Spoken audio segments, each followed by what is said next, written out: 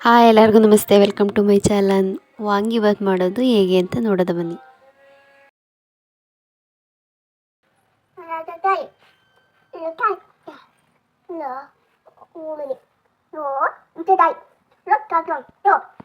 ಒಣಮೆಣಸಿನಕಾಯಿ, ಈರುಳ್ಳಿ, ಬದನೆಕಾಯಿ, ಕರಿಬೇವು, ಹುಣಸೆ, ಸಾಸಿವೆ, ಎಣ್ಣೆ, ಪೌಡರ್, ವಾಂಗಿಬಾತ್ ಪೌಡರ್.